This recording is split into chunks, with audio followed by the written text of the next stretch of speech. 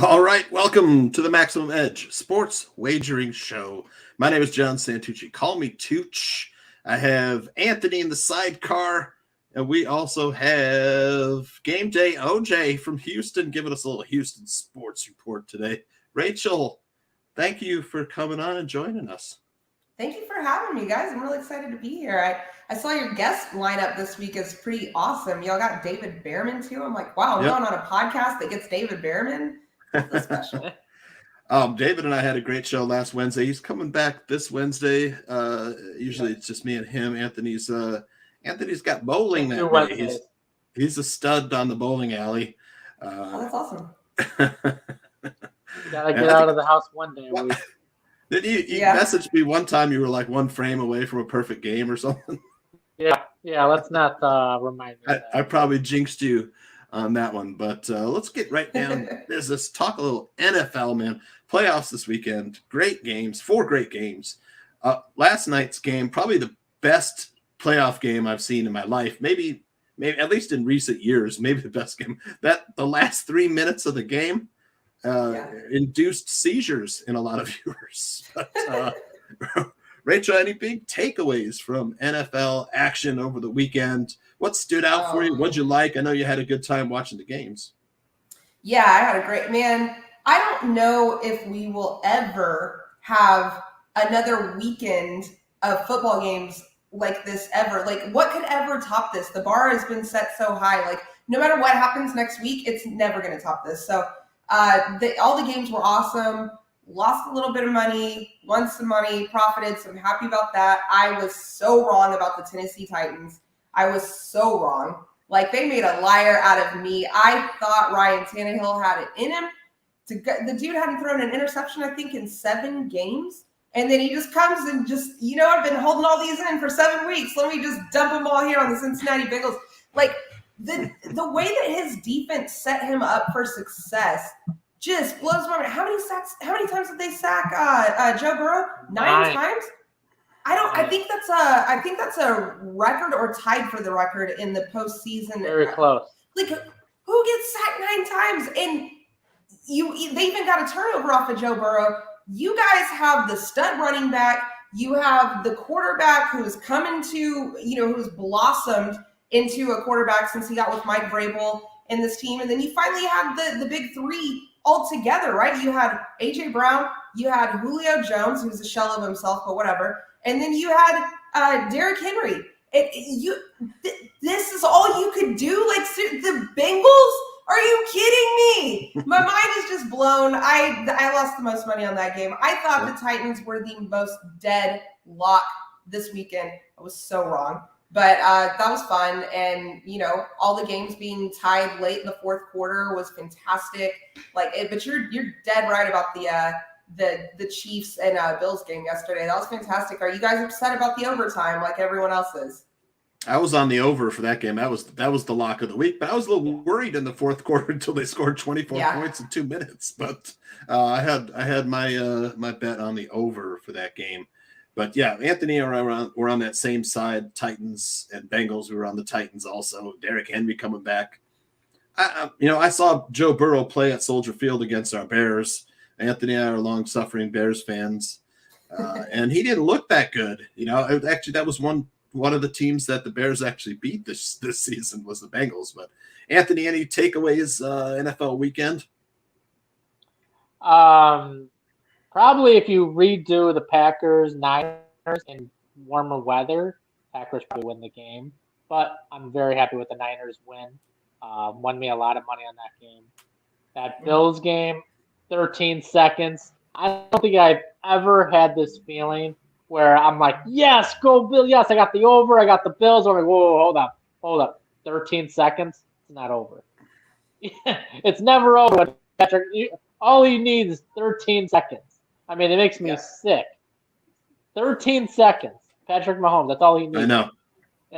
I mean, I never thought I'd have the feeling to be like, oh my God, it's not over. 13 seconds on a normal game, it's like game over. They're going to do the pass, fumble, whatever, and it's game over. But no, Patrick Mahomes, I mean, just incredible. I mean, that was bad coaching. I think it's worse on the Bills to allow it than good on Mahomes. Yeah, he was picture perfect, but they rushed come 4 on. men. They could have dropped. They could have only rushed 2 and had 2 extra defensive backs in there. That's it. You know, 9 men in coverage. You know he has to throw the ball in 2 seconds or less. You're not going to get there. Two guys. You're not going to get there He with the pass. 2 guys. Hill and Kelsey. That was it. The one play, Tyreek Hill, like 75-yard touchdown. That was awesome. I was telling my wife right before that play, I said, this is the fastest player in the NFL. So maybe he gets a touchdown and bam, he's gone like a bat out of hell. Did he throw up the peace sign too? Did he throw up a peace sign? I think Mike Florio was all up in arms about that today. Yeah, I thought it was fantastic. Like Hall of Fame just for that. Hall of Fame just for that. Peace out. He's like a jackrabbit. But this guy another Thunder's chase him, and he's like, yeah. I mean, right. You can't. Yeah. That goes down in history. The other guys were just. You could tell that they were just 2, 3, 4 steps slower, and it was gone. But another questionable coaching decision was in the Titans game where they had a penalty on an extra point and moved the ball closer to the 1-yard line. So Mike Vrabel, let's go for 2 here. Like it's a 1-yard line, you're guaranteed to get it. I'm like, if they would have had that extra point, they could have possibly run out the clock at the end of the game and kept kept Joe Burrow from getting the ball back with 1.5 minutes, 2 minutes left. So questionable decision. You don't need to go for 2 that early. It was like I think it was the first or second quarter. So first quarter. Yeah, I think it was disrespectful. Yeah. It was disrespectful to the Bengals, and I'm sure that some of them probably took it that way. When he did that, I was like, wait, what? What are you doing? What are you doing with the 2 players? Are you just getting cute?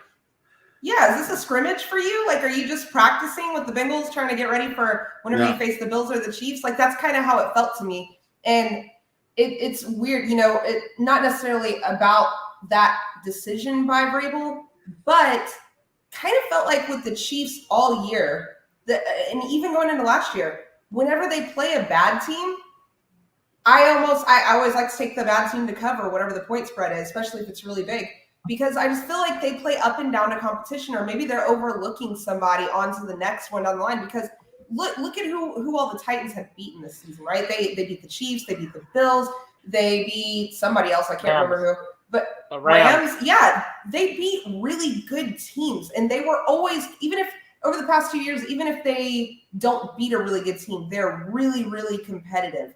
And it's just whenever they just always wet the bed whenever they play a bad team. And I don't understand it. Like, is that coaching? Is that what's going on there? Like, I have a lot of respect for Mike Vrabel. He used to be a linebackers coach here in Houston for the Texans.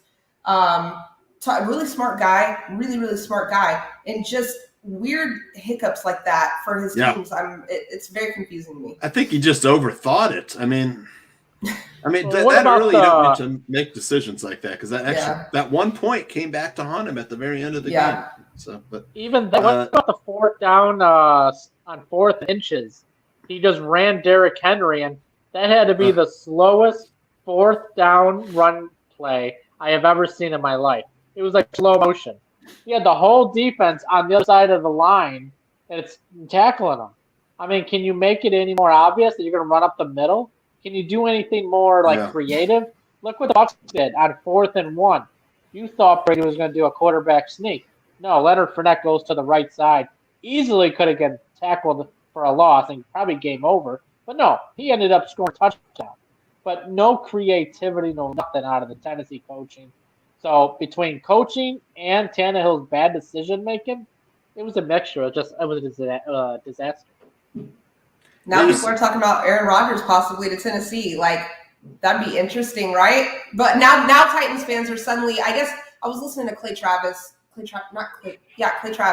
earlier today. I guess he lives there or whatever. But, Tennessee wins that game. We're not talking about Aaron Rodgers at all. But, of course, now everybody is just ready to murder, Ryan Tannehill, and they want Deshaun or they want Aaron Rodgers. And can't blame them, because, if Aaron Rodgers was playing with a defense in that game against the Bengals, you would think a defense that's playing like that, you have to think that he'd win that game. Deshaun definitely would. So if you were to pick a landing spot or possible landing spots for Aaron Rodgers, what would be, some places you think he would go? Pittsburgh comes to mind with the retirement of Ben Roethlisberger. They've got some good talent wide receivers, tight end, and running back. So, any thoughts of where you think he would be a good spot? Has he burned his bridges with San Francisco? No, I think that if you're any team and a player like Aaron Rodgers is a possibility for you, no bridges are burned, especially if you feel like you're in win now mode, which anybody who makes a run at Aaron Rodgers would be in win now mode. You know, I've seen teams keep players or let bad dudes play for them. You know, if you are a bad man on the field and you can help a team compete, then they'll let you play. Or no bridges is burned, I guess is what I'm trying to say. But with that being said, you know, I know that I feel like Mike Tomlin and Aaron Rodgers would just not be a good fit together. I feel like Mike Tomlin is kind of militant, you know, and Aaron Rodgers is living this hippie lifestyle now, and he's all about having fun and stuff like that. I just don't see that being a good fit for him. It's the mullet. I could see, yeah, man, the mullet. Once he got the mullet, greasy mullet. I say Denver. Denver.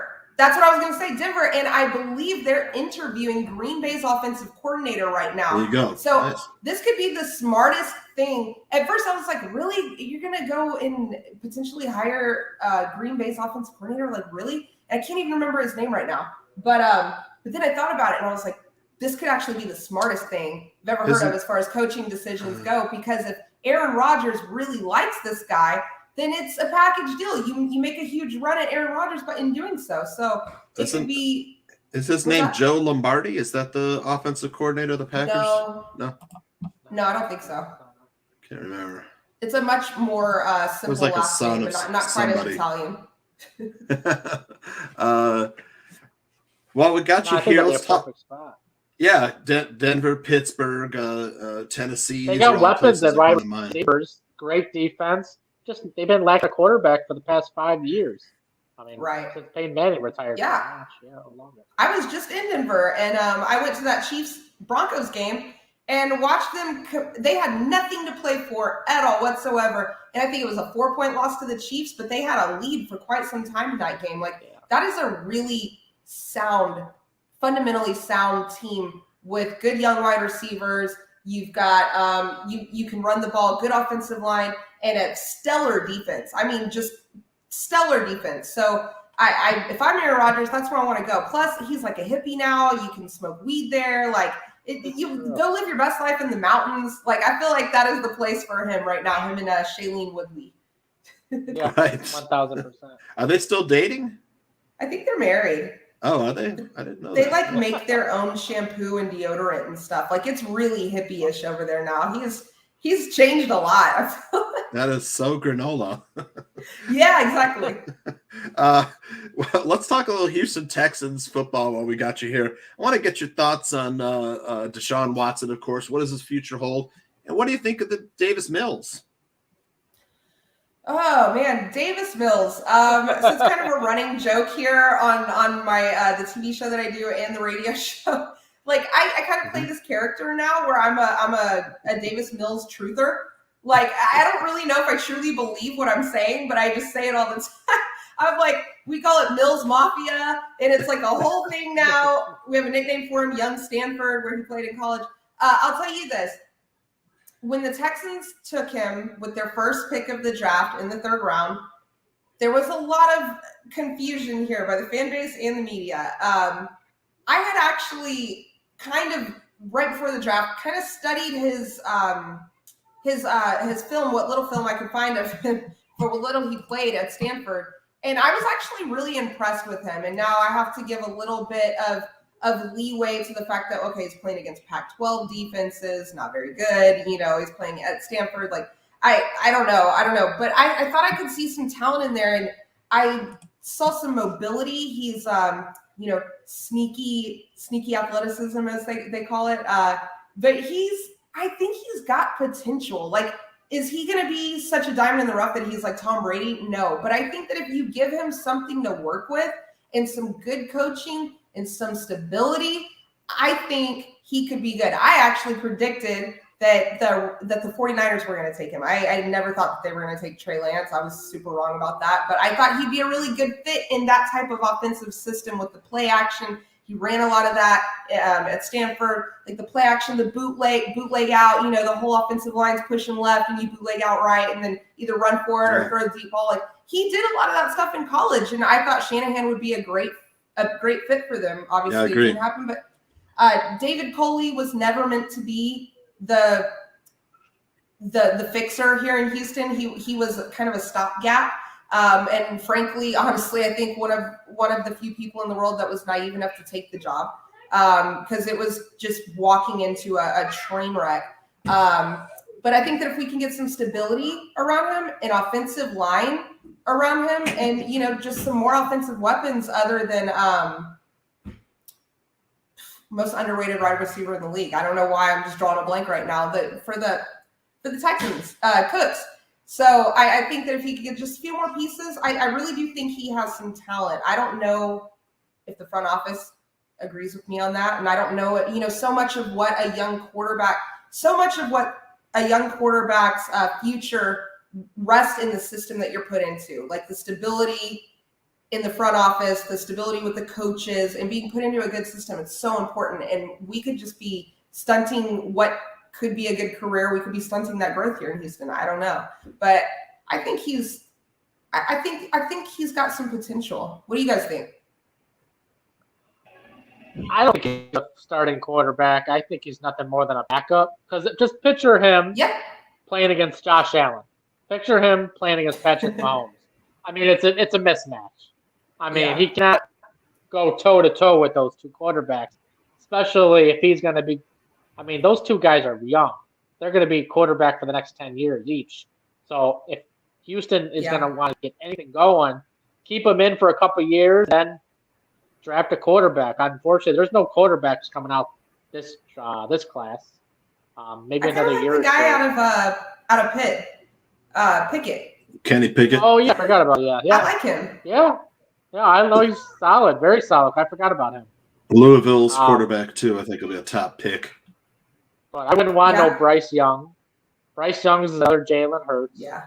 I mean, you're going to go first round of the playoffs. He's not going to go any further. Bennett, no. No. I think he might even transfer. He might even stay in college to do his master's. I think I read that somewhere. Yeah. So he's going to stay one more year.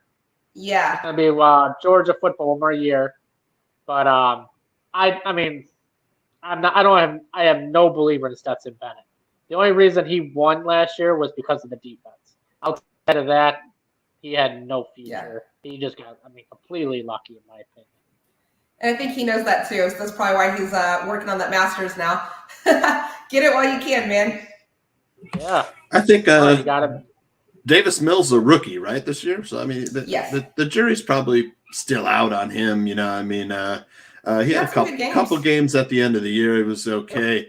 What's the line on Deshaun Watson and the coaching search for the Texans? Oh, the coaching search. I swear, if the Texans end up hiring Josh McCown as the head coach, I'm going to lose my mind. And I think the city of Houston is going to they're going to grab their pickets and their shovels and go to NRG and probably just light the place on fire. Houston fans. That's an interesting name, though. Sam Houston State quarterback, right? Josh McCown. Oh yeah, Josh McCown, career backup quarterback. I feel like in the NFL. He was a starter on the Bears. He was like awesome. Yeah, starter on the Jets. Yeah, I always thought he had a future in coaching. I always thought he had a future in coaching. He's a really smart player, but there's so many better options right now. He's never There's even so much availability. He's never even coached anything, not even at the high school level. He hasn't been at a college. He has been away from the NFL for the past year. He took a year off. He interviewed for the position last year. They brought him in again this year. Him and Jack Easterby and Nick Caserio are all BFFs. And, there's this idea going around that the Texans are interviewing so many people, but so many bad people to kind of try to justify hiring Josh McCown. It's the odds-on favorite to be the next head coach of the Texans, which is just horrible. It's horrible. him and Jack Easterby, they met at church. Jack Easterby is the only reason he's even in the NFL is because of Josh McCown pulling strings. Like, it's so bizarre how the Patriots team chaplain has somehow become the Houston Texans director of personnel. And he's basically like 50% of the general manager for the Texans now. It's just bizarre. Everybody is so mad. And it's funny because Houston is such a football city. So, I mean, diehard fans of this franchise that's never done anything except get to a wild card round in the playoffs. And they ended up getting matched up against the Bengals like both times and getting lucky and, beating the Bengals. And they had the backup quarterback in. Yeah, you remember one that. Game backup quarterback, yeah. Yeah, the Texans have never done anything. Yet this city, the last time I checked, the Texans were like the 4th most profitable NFL franchise. This was a couple years ago. But I tell you all that to kind of emphasize my point that this city loves football and they love their Texans. I thought for sure there was nothing that ownership could ever do to make these people quit buying things with the Texans logo on it and just feeding his pockets. With that being said, we're now at the breaking point. People are losing their minds. They call into my radio show all the time, just angry. I'm just like, oh my gosh, you need to calm down. Calm down. Just screaming into the phone. People are livid. They're livid. And they also don't like being basically the new Browns. And that's basically what, ever since, rest in peace, Bob McNair, ever since he passed away and his son Cal took over the team, it has just been just horrible. Giving the keys to Bill O'Brien and letting him run the ship, be the GM and the head coach, letting him give Hopkins away for a bag of peanuts. And then, then JJ Watt wants to jump ship and he goes, and all these stupid trades that they've been doing for a bunch of 7th round picks and stuff. It's, and then 2 years in a row, you don't have a 1st or a 2nd round pick because you sold your soul for Laramie Tunsil, who's now on the trading block. Sounds like the Bears. Yeah. At least your ownership, finally got rid of that general manager who. Jumped one spot up when he jumped one spot up to draft Mitchell Trubisky, to a team that I don't even think was interested in him. Like I couldn't believe that they kept that GM for so long, but I know that he's gone now, so maybe better days are in store. Are you guys interested in Deshaun? I would like to see the. Yeah, I mean, without the baggage and the legal issues, sure. Yeah, he's a winner. I was hoping for him. I was like, I don't care what baggage he got. He has anything is better than what we have right now. I mean, this Deshaun Watson. Are you disappointed with Fields? I like Fields. No, yeah. I like Fields. Okay. He has no offensive line. When he's had time to throw, he's been fine. But he's running for his life every damn snap. So I mean, I'm looking forward to this season. Yeah, and as far as the Deshaun Watson, no chance of him returning to Houston, or the door closed. No, I think that ship has sailed. There's been some talk with the I'm drawing so many blanks today. The coach of Miami, the one who just got fired, Flores. Ryan Flores. Yeah. With him getting let go. So Miami was the number 1 spot basically for Deshaun. He likes Flores. He wanted to go play for Miami. At one point, at many points, the Texans in Miami were talking about it. And basically, from what I understand, the reason Flores isn't there anymore is because they have a disagreement about Tua. The franchise themselves, they want to invest in Tua and they want to build around him. And Flores was never on the Tua train. And he's really high on Deshaun. And I totally see why. But with that being said, there is this thought, the Texans they interviewed him, I believe already. If they can hire him, would Deshaun stay? I don't know. I don't even know if Flores would take the job if Deshaun wouldn't stay, but I just don't know, man. It's been such an ugly breakup between the Texans and Deshaun. If they're smart, I feel like they will never try to have him play again. You get what you can for him and you part ways and finally be done with this. But then again, this is a team, this is a franchise that is not very smart. So I don't really know what they're thinking or what's going on up there. I know Jack Easterby with his church stuff and whatever. He's really big on the motto in the Texans front office right now is culture fit. Like, is this person a culture fit? They're not a good culture fit, or we made a move because they weren't a culture fit, or they were a culture fit. Like, at this point, it's kind of a compliment, in my opinion. If the Texans think that you're not a culture fit, you should run far away and take that as a compliment. But with that being said, I don't think Deshaun will ever play for the Texans ever again.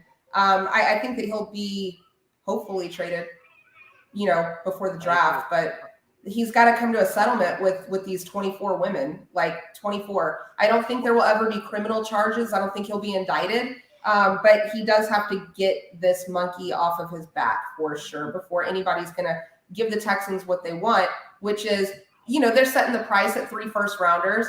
I think they're bluffing. I think they can get 2, though. Definitely. A team that's ready to win right now, I can totally see them getting 2. And I think that's kind of what they're doing, because you hear rumors. They want 3 first-rounders. They want 4 first-rounders and a player. Well, of course, you list your house on the market higher than what it's worth, because somebody's going to come in and lowball you, and you meet in the middle. Like, I think the goal here is 2 first-rounders. I think that's the price that I would be aiming for, and I hope they can get it. But he's got to get those cases off of his back first. All right. Any who do you like next week's game, the AFC NFC championships? Oh man, definitely not the Bengals. I'm fading the Bengals so hard.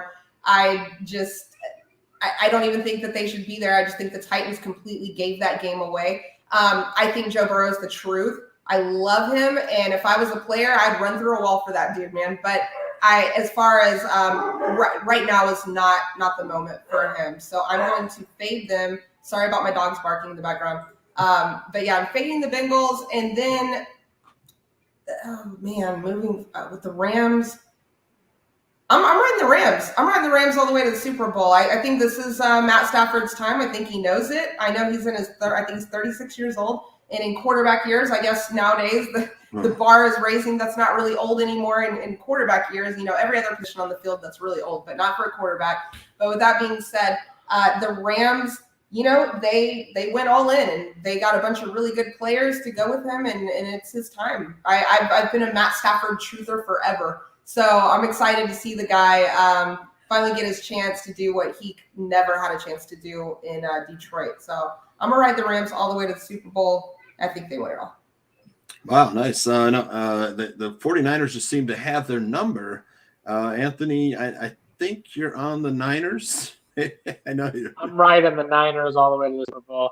I've had them really? Playoff started. Game, yeah. I'll tell you that. I had them versus the Cowboys. I had them versus the Packers. Why would I stop now? So I'll take the plus. No offensive touchdowns in the last game, and you just broken thumb Jimmy. Like I love Kyle Shanahan. I'm a Falcons fan, right? So I'm very familiar with him. I love him. I think he's my favorite offensive mind in the league. And Elijah Mitchell is a beast.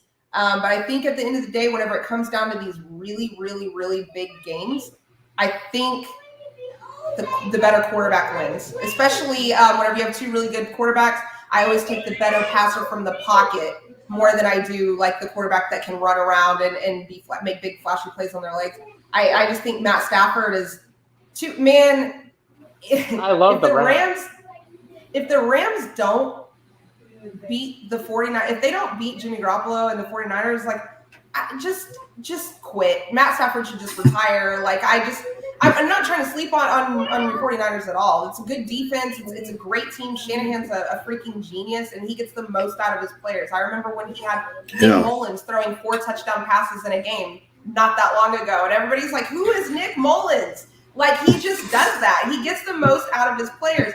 But I have to believe that, and now that the Rams have Cam Akers, that's just a game changer. Like, that's the X factor. You know what I mean? Like, in getting it all. Like, for him to come back so early from that Achilles injury, and it just looked like he was never injured, and it's just, man. And Cooper Kupp, oh my gosh, like, I said it weeks ago. That is the best wide receiver in the league, and everybody's like, oh, Devonta Adams has something to say about that. Like, I'm like, no, he doesn't. Nobody can.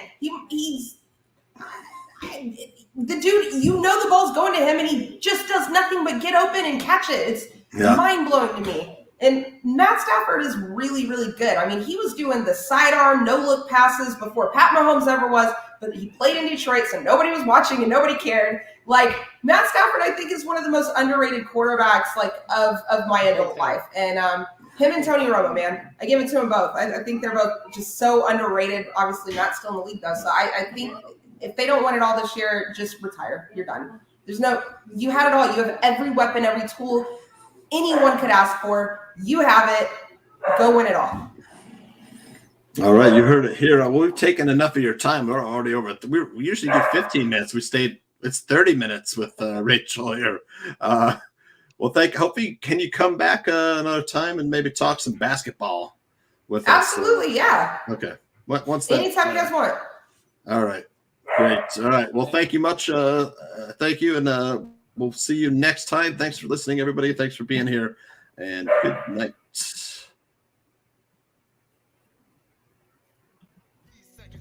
And I'm the team captain. He's the preview, and I'm the main attraction. Unstoppable, unconquerable, on top of the world, accomplishing the impossible.